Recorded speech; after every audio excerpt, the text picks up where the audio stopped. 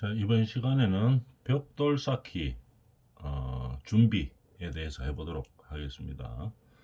조적 공사를 할 때 벽돌을 쌓기 전에 무슨 준비를 해야 되겠죠. 어떤 준비들이 시작하는지 한번 봅시다. 첫 번째, 세로 규준틀. 세로 규준틀은 뭐냐면은 우리가 조적 공사를 할 때 모서리 쪽 있죠. 모서리 쪽에다가 우리가 기준되는 기준 틀을 만들어야 되겠죠. 그래야지 그 기준 틀을 보고 그 다음에 수직이나 수평으로 쌓아 나가야 되겠죠. 그래서 코너 쪽에 보통 그림으로 한번 보면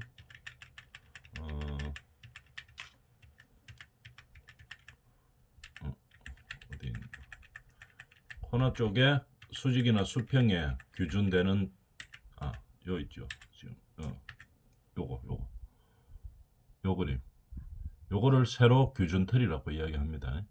그러면은 현장에서 항상 기준이 되는 규준 틀을 잡아줘야 되는 거죠.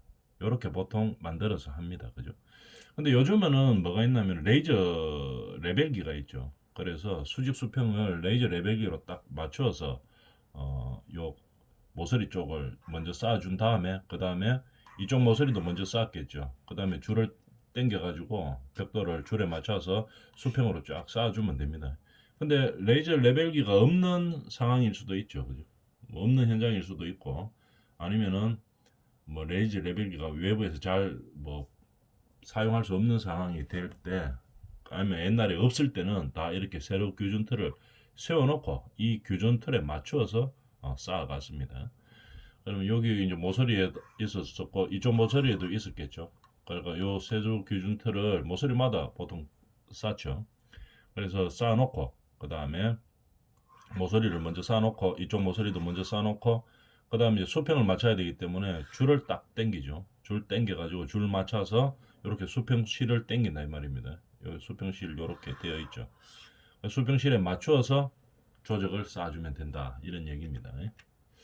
자, 그래서 다시 돌아가면 벽돌 쌓기 준비를 할 때 내용을 봅시다. 세로 규준 틀은 뒤틀리지 않은 건조한 직선제에 명확히 먹매김을 하고 사용한다 이 말이겠죠. 당연한 얘기겠죠. 뒤틀리지 않은 거를 사용해야 되겠죠. 근데 요즘은 뭐 세로 규준 틀보다 더 정확한 뭐가 있습니까? 레이저 레벨기가 있으니까 보통 레벨기로 맞춰놓고 이제 그렇게 하면 되겠죠. 근데 없는 상황에서 공사할 수도 있겠죠. 뭐 해외에 갔는데 뭐 없다든지 뭐 여러 가지 상황에서 그럴 땐 세로 규준 틀을 가지고 코너 쪽을 먼저 쌓기를 합니다. 그 다음에 그 코너끼리 줄을 연결시켜서 그 다음에 수평을 맞추어서 딱 쌓아주면 되겠죠.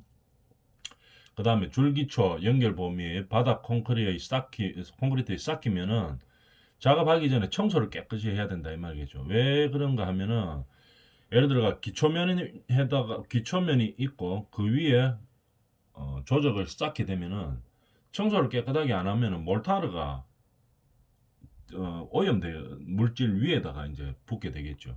그러면 접착력이 상당히 떨어집니다. 그래서 콘크리트 쌓기면은 작업 전에 반드시 청소를 깨끗하게 해야 됩니다. 그 다음에 콘크리트를 탓을 하고 나면은 이게 뭐 기초 콘크리트를 탓을 했다고 봅시다. 기초나 뭐 슬라브를 탓을 했다고 봤을 때 두부 자르듯이 정확하게 딱 잘리지가 않아죠. 뭐 정확하게 하려고 수평을 잡으려고 하지만도 약간 울퉁불퉁합니다. 그럴 때는 어떻게 하라 이 말입니다. 입니까? 오목한 바닥이 생길 수도 있겠죠. 오목한 바닥은 모르타르로 수평지게 고르고 적절한 물축이기를 한다 이 말이죠. 그래서 골아준다 이 말이죠. 수평하지 않고 약간 울퉁불퉁한 면이 있으면 딱 수평지게 만들어 놓고 시작한다 이 말입니다. 그 다음에 붉은 벽돌은 쌓기 하루 전에 물축이기를 하고 붉은 벽돌은 하루 전에 물에 푹 담가 놓는다 이 말입니다. 물을 좀 축이기를 한다 이 말이죠. 그 다음에 콘크리트 벽돌은 쌓기 바로 직전에 물축이기를 한다. 내화 벽돌은 물축이기를 하지 않는다. 지금 이렇게 되어 있죠. 이 뭐냐면은 그러면 콘크리트 벽돌 쌓기 전에 물축이기를 하는 이유는 뭐냐면은 물축이기를 안 하면은 콘크리트는 물을 빨리 흡수시키죠. 그러면은 몰타르를 치고 그 위에 벽돌을 놔버리면은 물추기를 안 하면 어떻게 되냐면은 모르타르에 있던 물이 벽돌로 스며 들어갑니다. 그죠? 벽돌이 흡수를 해버리죠. 그러면 몰타르가 굳으려고 하면은 물이 적절하게 있어야 되죠. 근데 모르타르의 물을 벽돌이 빨아 흡수를 해버리면 굳을 때 물이 없는 상태에서 굳으니까 정확하게 강도가 안 나오겠죠. 그죠? 강도가 약해지겠죠. 물이 없는 상태에서 굳기 때문에. 그래서 콘크리트 벽돌은 쌓기 바로 전에 물추기를 하고 붉은 벽돌은 천천히 물을 빨아당기기 때문에 그 전날 물추기를 합니다. 내화 벽돌은 물추기를 하지 않고 내화 벽돌은 뭐 물을 빨아들인다든지 이런 양이 적기 때문에 안 한다 이 말이죠. 알아놔주면 되겠습니다. 콘크리트 벽돌은 쌓기 바로 직전에 물추기를 하고 붉은 벽돌은 하루 전에 물추기기 하고 내화 벽돌은 물추기를 하지 않는다 이 말이죠. 벽돌에 부착된 흙이나 먼지를 제거 당연하죠, 그죠? 깨끗하게 해놔야지 몰타르로 붙여서 하나씩 붙이기 때문에 부착면에 뭐 흙이나 먼지나 이런 것들이 있어가지고는 접착력이 정확하게 나오지 않는다 이 말이겠죠.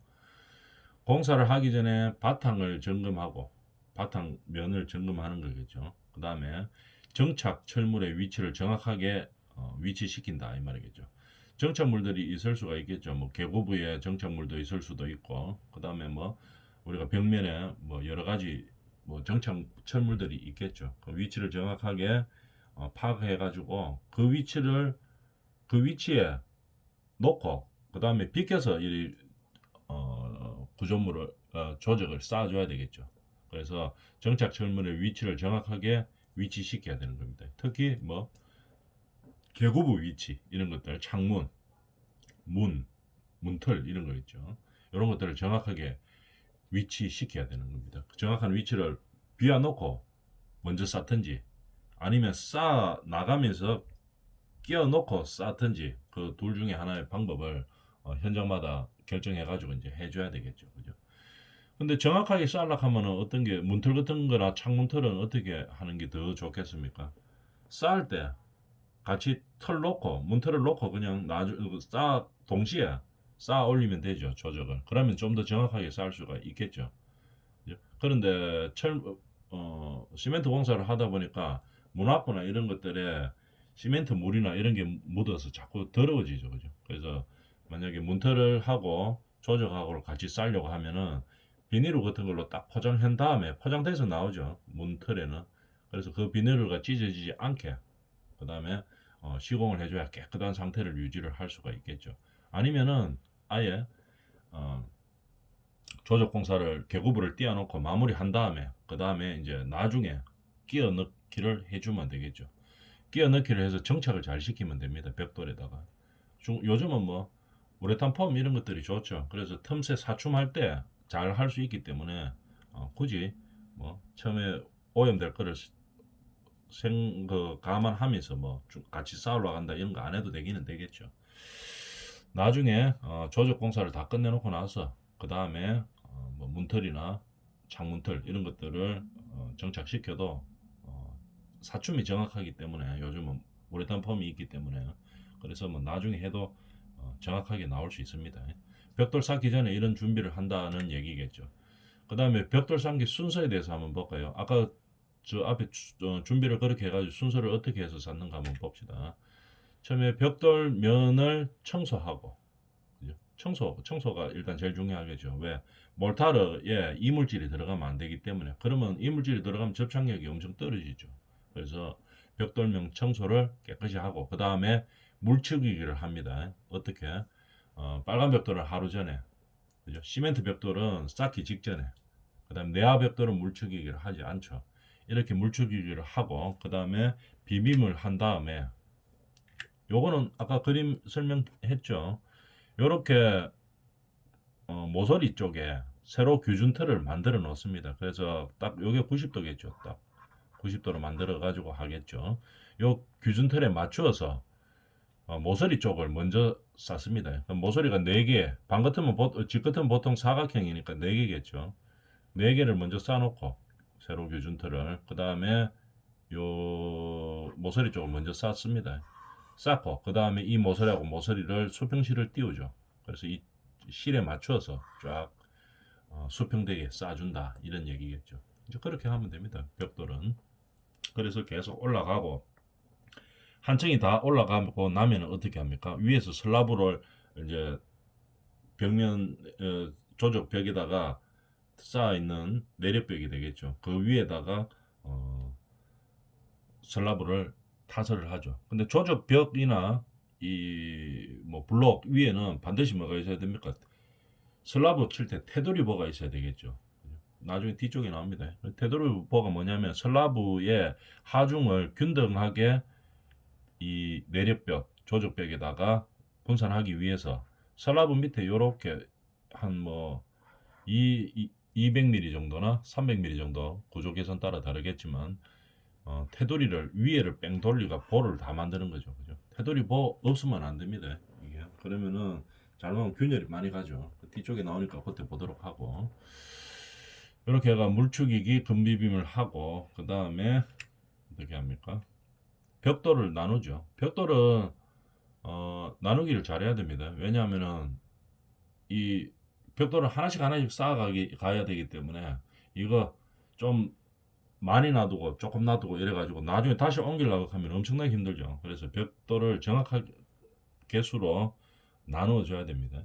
나눌 때는 어떻게 중앙부 그 다음에 이 모서리 어떻게 쌓을지를 계산해서 벽돌을 잘 나눠줘야 되겠죠. 그래야지 나중에 무거운 거 옮기는 두 번 일 안 합니다. 그죠? 그 다음에 규준 쌓기. 아까 세로 규준 털이 있으면 규준을 모서리 쪽에 먼저 쌓는다는 얘기겠죠. 규준을 쌓고 그 다음에 실을 띄우면서 이제 쌓아 올라가는 거겠죠. 중간부 쌓기를 하는 겁니다. 가생이를 모서리 쪽을 먼저 쌓고 그 다음에 실을 띄운 다음에 그 다음에 중간부를 쌓게 되는 거죠. 벽돌은 항상 그렇게 합니다. 그 다음에 줄눈 누름을 하고 줄눈 누름 저번 시간에 배웠죠. 빨간 벽돌 같은 거 있을 때 줄눈이 몰타르가 벽돌하고 벽돌 사이에 울퉁불퉁하게 있죠. 그럴 때 뭐 줄눈 칼로 쫙 당기면 되겠죠. 그러면은 뭐 보통 뭐 6mm 정도 이렇게 깊게로 파고 들어가죠. 그래서 줄눈을 눌러줍니다. 그 다음에 그 틈은 뭘 합니까? 보통 매직으로 넣죠. 색깔 뭐 까만색이나 하얀색, 회색 이런 거 치장 줄눈을 넣는 거죠. 저번 시간에 했던 내용들이죠. 줄눈을 넣고 나서는 이제 보양을 하면 됩니다. 자, 보양을 하고 그 다음에 순서를 다시 한번 보면은 치장면 청소를 하죠. 물세척이나 세제 세척을 하고 그 다음에 붉은 시멘트 내화벽돌에 물축이기를 하는 거죠. 그 다음에 벽도 조적을 쌓다 보면은 이 창문이 들어가는 위치나 그 다음에 뭐 어떤 것들 뭐 계부부 위치들이 있죠. 그럴 때 항상 밑에 뭐 슬라브나 기초에다가 이 문틀이 들어가는 위치를 목수들이 먹줄을 딱 놔놓죠. 그래서 문틀을 들어가는 위치 또는 뭐 계구부 위치를 정확하게 보고 이제 해야 되는 겁니다. 그죠? 보통 이 바닥에다가 먹줄로 많이 하죠. 그 다음에 뭐 앵커 볼트나 매립 철문 설치 위치 벽돌을 쌓다 보면은 어떤 매립물들이 들어가는 위치들이 있죠. 거기를 위치를 잘 표시를 해놔야 됩니다. 그 다음에 인방보에 대해서 이야기했죠. 인방이 뭡니까? 계고부 위쪽에죠. 계고부 위에 우리가 문 같으면은 높이가 2100이죠. 근데 우리가 한층 층고가 얼마입니까? 2700이니까 2100 위로 500mm 정도 저기 더 올라가야 되겠죠. 우리 조적이 더 쌓아 올라가야 되겠죠. 그럴 때 밑으로 안 떨어지게 하는 보가 인방보죠. 인방보 설치 위치, 그 다음에 뭐 나무 벽돌, 보강 층물들을 잘 표시를 해야 되겠죠. 그 다음에 설치 위치는 어디다가 하느냐? 건물 모서리나 교차부에 보통 많이 하고 벽이 긴 경우에는 벽 중간에다가 이제 벽 표시를 해주는 겁니다. 근데 보통 뭐 편하게 보려고 하면 어디다가 많이 해놓습니까? 슬라브 바닥에 많이 해놓죠. 그죠? 바닥에 많이 하고 기초이면 기초 위에다가 이제 벽돌 쌓아가는 위에 바닥에다가 많이 표시를 해놓습니다. 근데 조금 지나면 지워지기 때문에 이제 바로 직전에 이래 딱 보통 표시를 하고 이런 건물 모서리나 교차보에다가도 표시를 해줘야 되는 거죠. 그 다음에 10mm 표준 1cm죠. 10mm 표준 막힌 줄눈이 원칙이죠. 그죠? 막힌 줄눈으로 보통 쌓죠. 그래야 줄눈이 점심시간에 했듯이 막힌 줄눈 사진 저번에 봤었죠. 통줄눈 말고 막힌 줄눈으로 줄눈을 하는 게 원칙입니다. 그죠? 그래서 보통 그 벽돌하고의 사이의 간격이 보통 10mm 정도 되죠. 몰타르 두께가 10mm 정도 높기 때문에 10mm가 표준이고 내화 벽돌은 그보다 좀 더 작은 6mm 정도로 들어갑니다. 높이는 그렇고 줄눈의 높이가 그 정도고 그럼 줄눈이 안으로 파고 들어가는 거는 깊이 줄눈의 깊이는 보통 6mm 정도 되죠. 줄눈 칼로 그냥 긁으면 그것이 깊이가 되는 거죠. 그래서 그 정도 차이가 있습니다. 그 다음에 12시간 내에 등분포 하중 금지. 벽돌 쌓기 해놓고 12시간 안에 뭐 무게 나가는 거 이런 거 올리지 말고 그죠? 뭐 걸어 당기지 말고 이렇게 해야 되겠죠. 그 다음에 왜냐면 양성되기 전에 이런 걸 뭐 무게 나가는 걸 얹어 놓는다든지 이렇게 하면 안 되겠죠. 그 다음에 3일 동안 집중 하중을 금지하고 그 다음에 쌓기용 재료의 표면 온도가 영하 7도 이하이면 금지다. 뭐 이렇게죠. 영하 되는 날씨에는 안 해야 되겠죠. 쌓기를. 자 이렇게 되는데 보통 우리가 벽돌을 가지고 조적 뭐 건물을 짓는다 이렇게 됐을 때 내력벽을 쭉 쌓아 올렸겠죠. 그 다음에 벽면이 서면 그 위에다가 이제 슬라브 공사를 합니다. 슬라브를 공사를 하기 위해서 뭐 합판을 대고 그 위에 철근을 놓고 그 다음에 설비를 한 다음에 콘크리트 탓을 하는 형태로 가죠. 근데 문제는 뭐냐면은 보통 벽돌을 쌓아가지고 벽돌을 쌓아가지고 벽체를 만들었죠. 근데 이 보통 한 3일 정도는 이거를 대면 안 됩니다. 그죠? 그래서 양성이 잘 되도록 놔둬야 되겠죠. 근데 우리가 벽면에다가 우리가 보통 뭐 합니까? 전기 콘센트나 뭐 설비 이런 게 들어오죠. 그죠? 제일 큰 게 그거죠. 우리가 콘센트 같은 거 스위치 달 때를 한번 생각해 봅니다. 계급부 옆에 이제 스위치가 있고 그 스위치에서 어디로 연결됩니까? 분전반으로 호수가 지나가야 되죠. 그죠? 전기선 넣는 호수죠. 호수를 깔아가 분전반으로 이제 갑니다. 배전반이죠. 그죠? 분전반으로 가는데 분전반 위치가 보통 어디 있습니까? 아파트 같으면 현관 들어갈 때 신발장 옆에 있죠. 신발장 안에 들어가 있죠. 그래서 그쪽으로 연결시켜 가지고 나중에 공사가 끝나면은 그 호수로 전선을 밀어였죠. 밀어 넣어 가지고 스위치라든지 등이라든지 이런 거를 연결시킵니다. 근데 문제는 뭐냐면은 이거 벽돌 쌓고 그 다음 날이나 그 다음 날 뭐 전기하는 아저씨들이 와가지고 벽돌을 드릴까 막 까죠. 왜냐하면은 보통 다 호수를 매립하기 때문에 그 막 드릴 가지고 까면은 이 하중이 아니고 충격 하중이 엄청나죠. 그래서 벽돌 잘못하면 금 다 갑니다. 그죠? 그래서 나중에 하면 좀 힘들죠. 이거 벽돌이 굳는 거를 완전히 굳고 나서 그때 이제 벽돌 까면 좀 힘들기 때문에 미리 막 까는 경우가 있습니다. 까가지고 뭐 콘센트에 호스를 집어넣고 콘센트를 부착시키고 이런 걸 다 해놔 버리죠. 근데 그렇게 하다 보면은 어떻게 됩니까? 벽돌에 쌓아놨는데 양생되기 전에 충격 하중이 막 가죠. 드릴까 깨기 때문에. 가다 보니까 막 금이 많이 가고 아주 건물이 부실해지는 그런 상황이 될 수 있죠.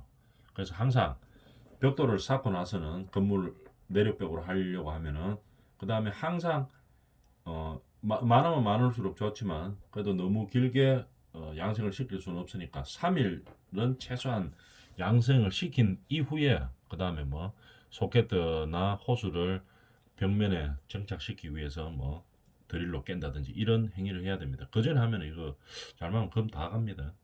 알아놓고 그래서 이제 벽돌 쌓기를 이렇게 했는데 벽 조적 건물에서 가장 중요한 것은 뭡니까? 벽체의 균열입니다. 그죠?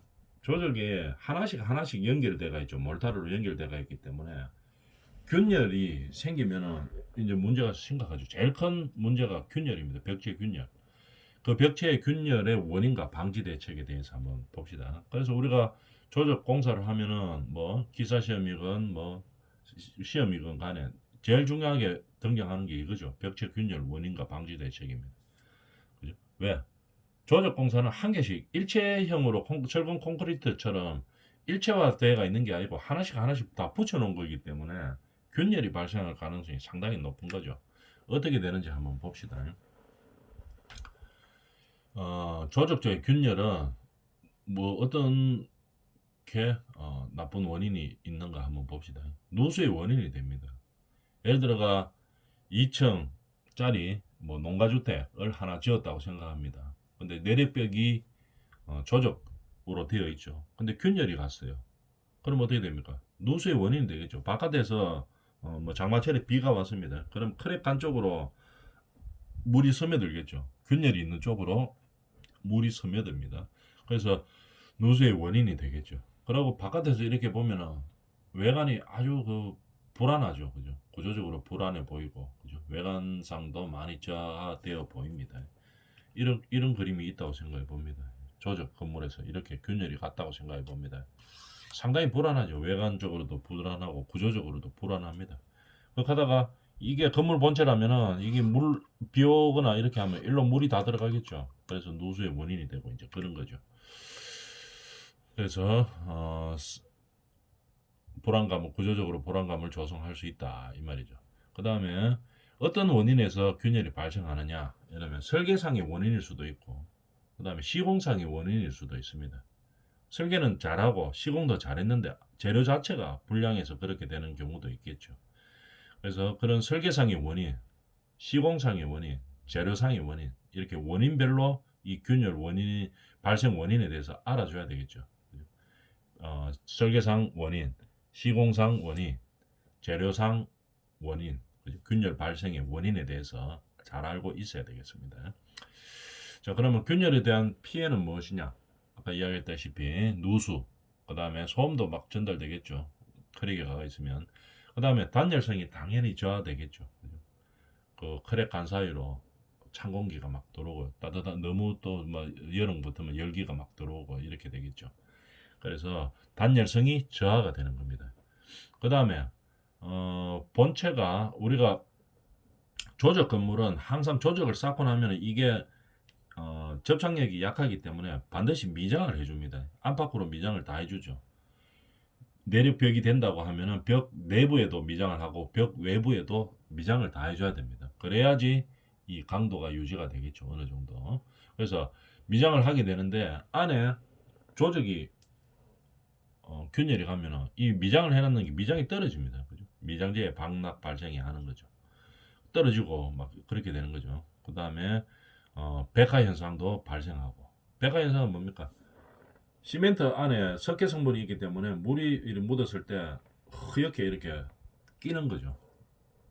그림으로 보면 뭐 이런 것들이죠. 이거 이렇게 벽돌 외부에 이렇게 흐옇게 이렇게 이제 끼는 겁니다. 왜 그러냐 하면은 몰타르에 석회 성분이 있죠. 그 석회 성분이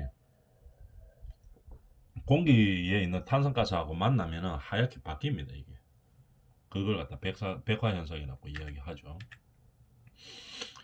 이런 식으로 백화 현상도 발생하고 왜냐하면은 물이 스며 들어가기 때문에 그죠. 탄산 석회 성분하고 반응을 해가지고 백화 현상이 금방 발생한다고 이야기했습니다.